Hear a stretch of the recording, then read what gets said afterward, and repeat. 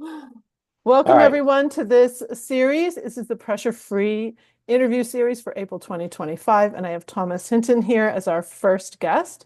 So, Thomas, I would love for you to jump in and introduce yourself, and then we'll dive into some tips and strategies in your expertise. Yeah. So thank you very much all for having me. And thank you everyone for joining. I'm Thomas Hinton, and I own Circadian Health and Performance, and I call myself a sleep performance and recovery coach.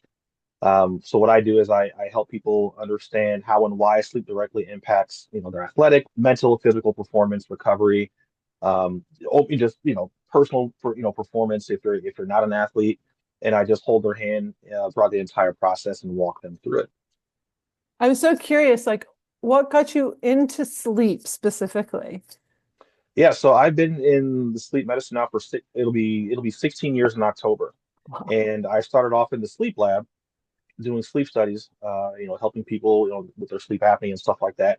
And that's really where I had the opportunity to really, learn and witness the architecture and mechanism behind sleep. So I always joke and say I've seen sleep. I know what it looks like. Because we're monitoring, the EEG with the head wires, and I mean we're just monitoring everything. And so that's where I got my start, and it just took off from there. Wow. So it became like a passion then. Absolutely. And people always ask me what my why was, and really people if they're watching this, they've heard this plenty of times. My why was my dad. Oh, So I was 2.5 years old. He was 35. He died of a massive heart attack. And I'm so sorry. I have sleep apnea, and it can be hereditary. And so you see pictures of him. It's just like, I mean, he was really muscular, fit, but it was just a head on top of some shoulders. It wasn't really much much of a neck. And so I just assumed that he may have had it as well. And so that was really my why, is just, really helping people not become my dad, pretty much. Wow. Wow. So that's interesting, that link to sleep apnea and heart disease. Yeah, it's one of the leading causes of heart attack and stroke. Wow. Interesting. Wow. This is going to segue great. We're interviewing someone who had a stroke at 34. So, Oh, okay. yeah. Oh my goodness, Jennifer. So that'll be really interesting to dive into Yeah. that one too. Um, Now you were a football player, and Yes. so is that how the recovery piece started to come into some of this too? It did. It played a big role, because I didn't have anyone like me to say, hey, you need to sit down and recover instead of putting all this work in and grinding and all that stuff. Recovery is part of the grind. So once I started doing the sleep, performance part of it, I started noticing, talking to high school athletes in the beginning. I'm working with Olympic athletes and other pro athletes. I'm learning they're not even prioritizing the recovery piece. And so then that's when I started integrating the cupping and the red light therapy and the muscle scraping and the muscle stim and different things like that into that, on top of the sleep part, because again, how you sleep is going to impact how successful these things are going to be. Mm. I think back to when I was at Michigan, University of Michigan. I was in physical education my first year. And when I compare, I'm going to take football as an example, but basketball Hmm. too. Like I was friends with a lot of basketball players, a lot of baseball, all the different sports, right? Yeah. But those guys moved and walked great, like throughout the day, throughout their day, Yeah. going to classes, everything. When I'm on campus today and I see some student athletes, they can hardly move. Yep. They can hardly move. And it's making me wonder, what's going on. And I wonder if you had some insights to that, Thomas. Yeah. So a lot of that is just imbalances, in the body, the muscles. When muscles get tight, when there's tension in the muscles, the body doesn't function that well. It doesn't move that well, and it makes it really hard for you to be able to execute the things that you need to execute in your sport, whether it's football, track, in all sports really. And so it's funny you ask that, because I was watching a documentary, like on football documentary, and George Kittle, the tight end for the 49ers, he was talking about how it feels like pretty much when you play, it's like getting hit by a car. It's like getting into a car accident multiple times, throughout those 4 quarters. And I never Wow. thought of it that way. And I was like, he's kind of right, because you're crashing into someone. And so you Wow. have to do that, and then and then throughout that week of practice, put yourself back together. Yeah. And that's the recovery piece is really important with that.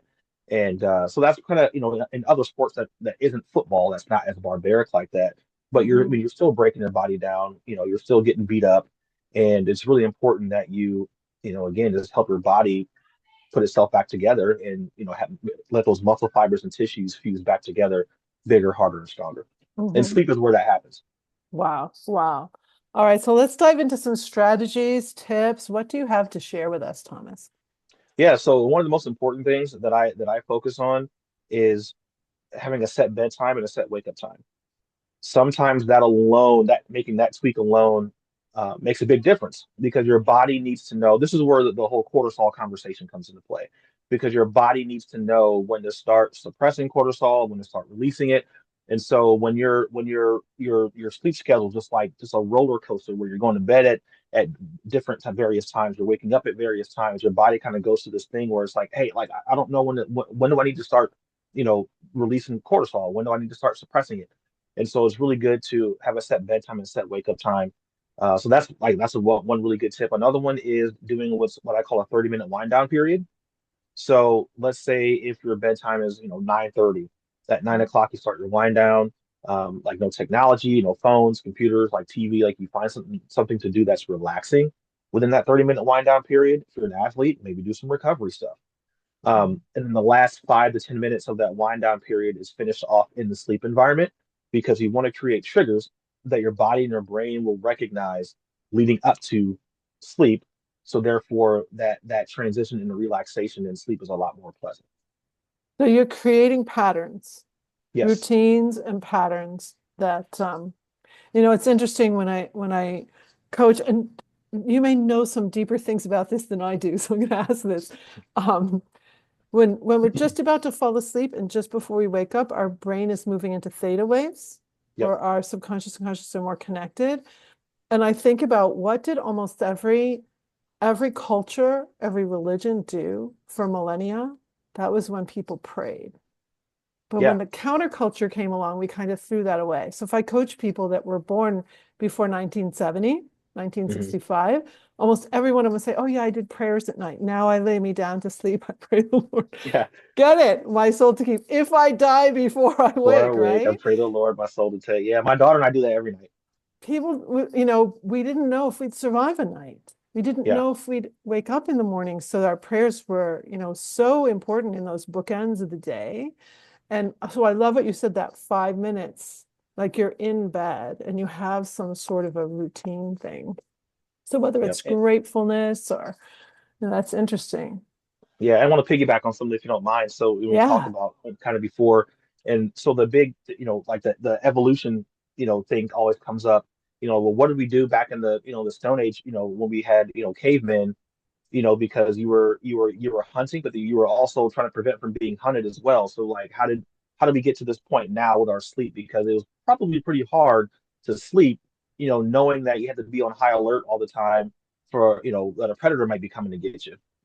Whether it be a saber-tooth tiger, whether it be another faction, of Tribe. Yeah. cavemen.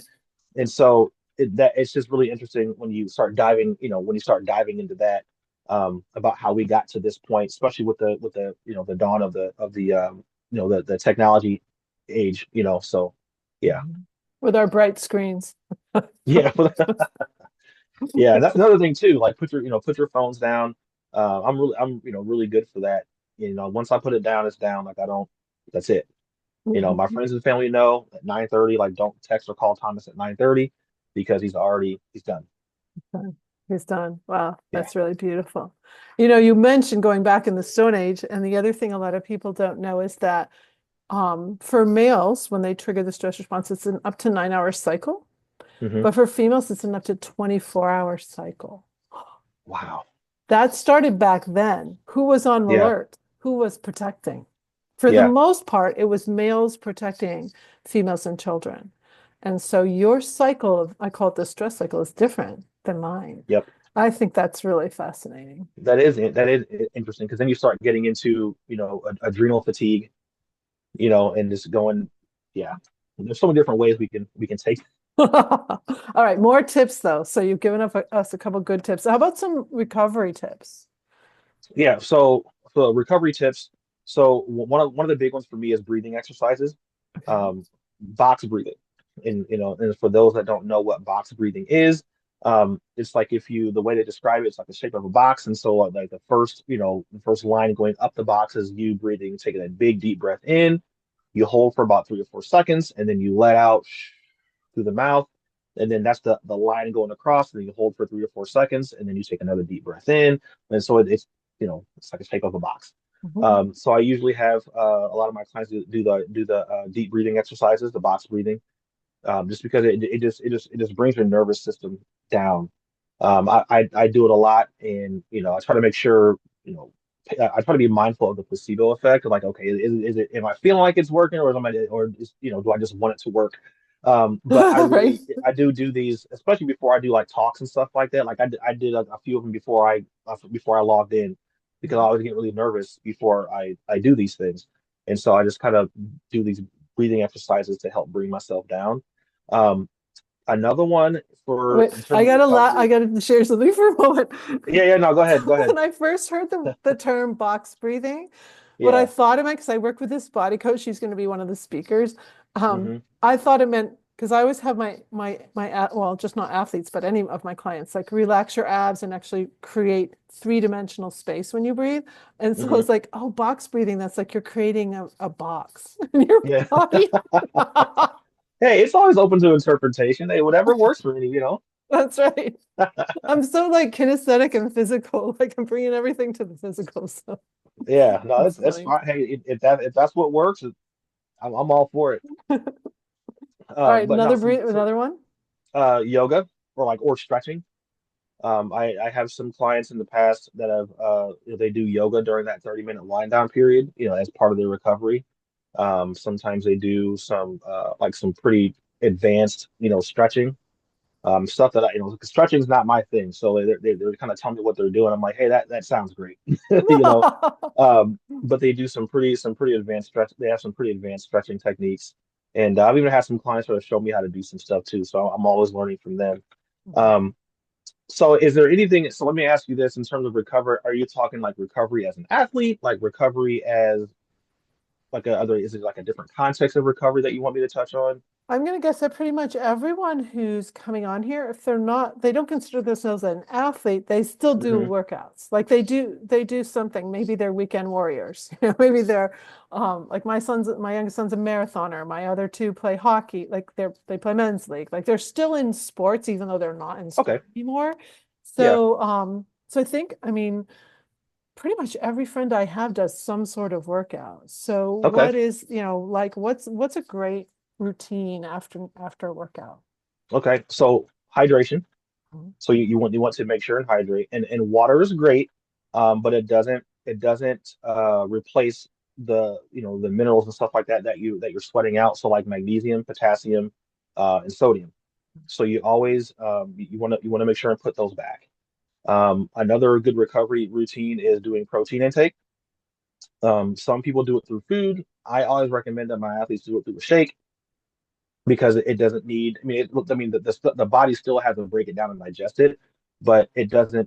It's not like solid food where like it takes longer.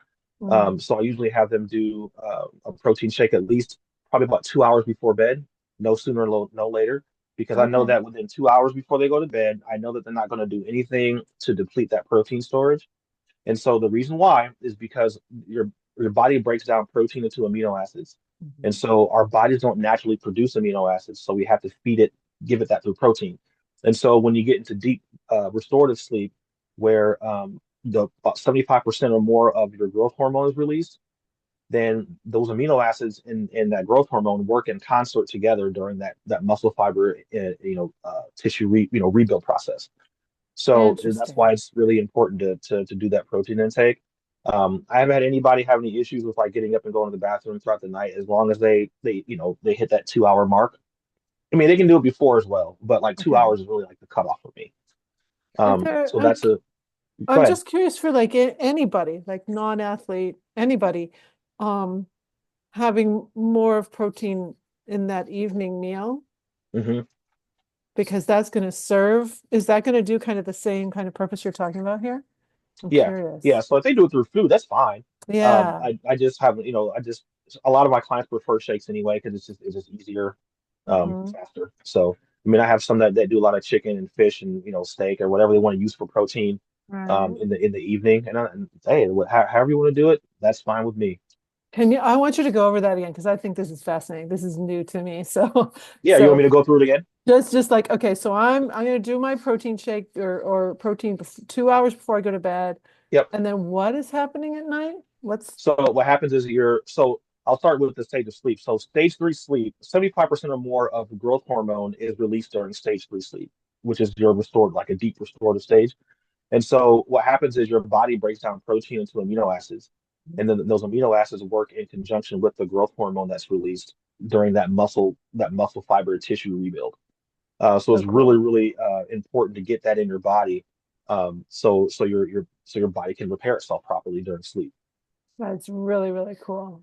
Because Um, when you work out, like when you compete, when you're training, weight training, skills training, whatever you're doing, you're breaking down your body, like you're causing trauma to it, and you're causing little micro tears.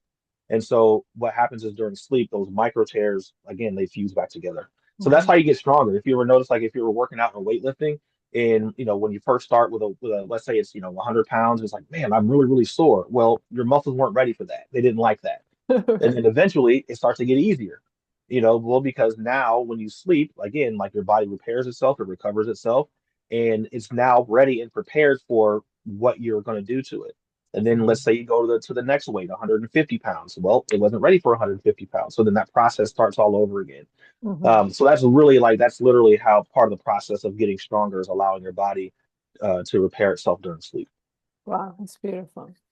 Yep. So, any other tip you want to share with us tonight or strategy for people? Ooh, lymphatic drain. I mean, especially for the ones if you're exercising. So for my clients that aren't athletes, or for people out there that aren't athletes but they still work out and train, I Mhm. treat you as an athlete because you're using and abusing your body more than the average person, or whoever's not working out. So lymphatic drainage is really important as well, especially when it comes to lactic acid buildup. So for those that don't know what lactic acid is, it's a byproduct of when you're working out, training, whatever you're doing.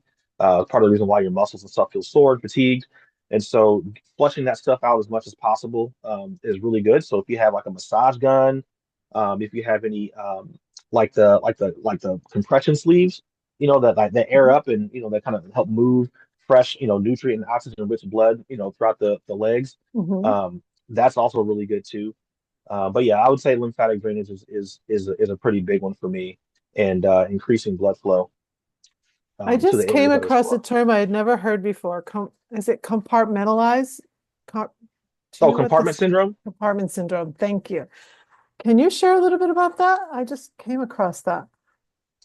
So I'm not particularly well versed with compartment syndrome. Okay.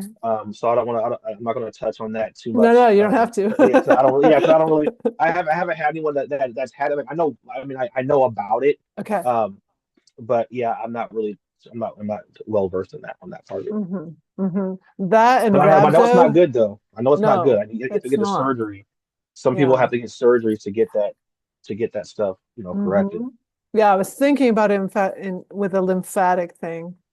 And I've been really focused lately on glymphatics. So that's the brain cleansing system, Yep. which is fascinating too. I mean, new studies started to come out in 2022, so it's pretty new stuff.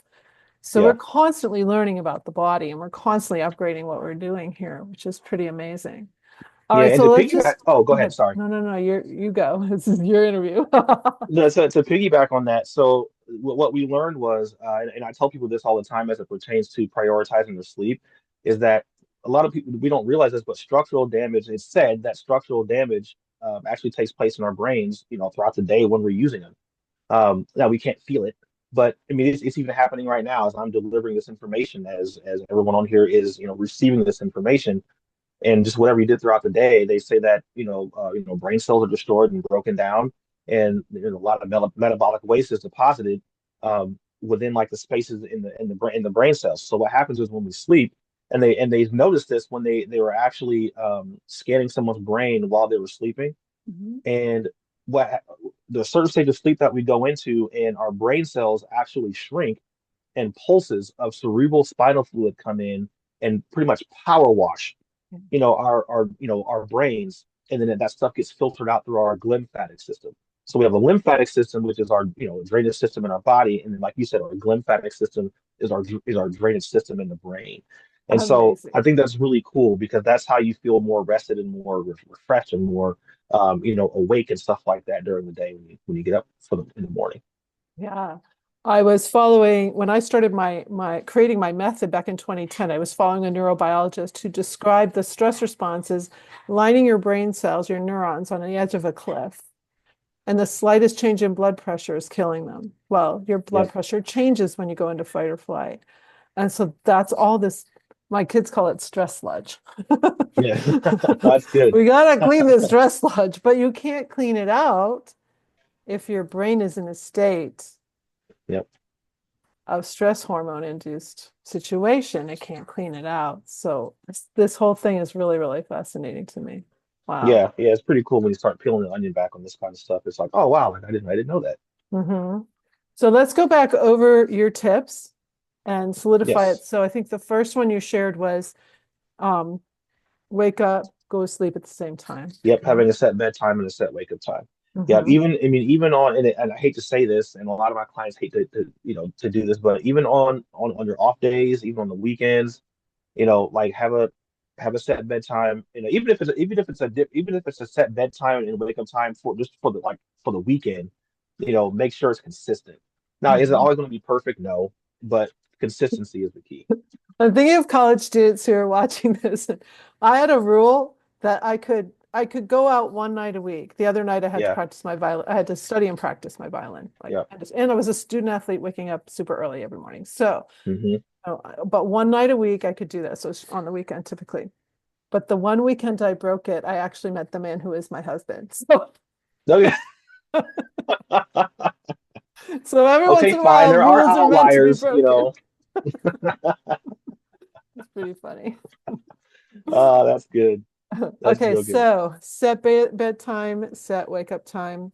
Yep. Then I think what was the next one? 2 hours before? Oh man, the next one was 30-minute wind down period. Oh, right. 30-minute wind down period. Yep. So that's again that's where you're just creating patterns and like I said, creating triggers leading up to bed. Hmm. That again the body and the brain recognize. So then it's like, oh, okay, this is what we do when we're preparing to go here. So it just little by little it just helps kind of checks different boxes off to help bring you down. So Hmm. then when you do enter that sleep environment, it's like, okay, I know what we do here.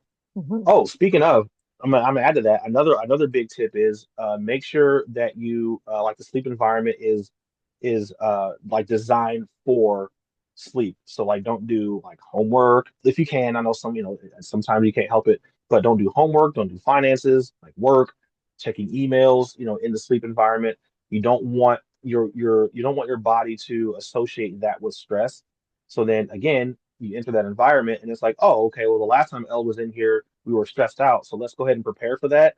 So now that you're in that fight or flight, your cortisol's up, and then you're laying there like, why can't I go to sleep? Well, because now it's preparing for, okay, like I'm ready for it. Where is it? And it's not there. So Yeah, um yeah. that's a big one for me as well. Is like don't do stressful things in the sleep environment. Yeah, there's some cultures. I know there's one of my clients was German. They had no electronic, nothing in the Hmm. bedroom at all. No lamp. Yep. Like it was completely beautiful for sleep. I Yeah. think that's in the Amish culture too. Like their bedrooms are just for that. So it's interesting. Yeah. And then let's see, Um, recovery tips. So you had yes. protein shakes, right? Yep. Yep. Make sure you get some protein intake. Hydrate. Mhm. Hydration was another one. Mhm. But again, like I said, water is awesome, but you wanna hydrate. That's gonna replace or that's gonna put back your potassium, magnesium, and sodium. You want Mhm. you want to put those back. Those are really important, especially for the muscles. Um, then the protein intake, you want to make sure you do that so then your body can break that down into amino acids and then work with your growth hormone. Because Mhm. we all release it. Now, as we age, the release of growth hormone goes down. But so if we have any youngsters out there, whose sleep is still intense and really rejuvenating, they're still, putting out a pretty good amount of that stuff. So Mhm. Mhm. yeah. Yeah. Let's see, and then you had trying to test my own memory here. Yeah, well, yeah, mine's horrible. Um, I talked yoga. yoga, You can do stretching, that's breathing next. exercises, box Breathing breathing. exercises, yeah. And then like stretching. Hmm. If you have any stretching exercises that you like to do, Hmm. do those during that 30-minute wind down period. Just kind of throw everything together. If you can, and just kind of create a routine all together. Um, And with the and lymphatic drainage, do you have yes, specific things that you use to do that? yes. So massage gun like I can't talk tonight. The massage guns is what I'm trying to say. So the massage guns are really good. The percussion massage guns are good. Okay, And then the leg compression, sleeves. And right. there's a bunch of different companies out there that have them. I use Rapid Reboot. They're a really good company to use. Full leg compression. And what that does is it has three different bladders that inflate, and there's different modes you can use, whatever. Like you can play around with it if you get one.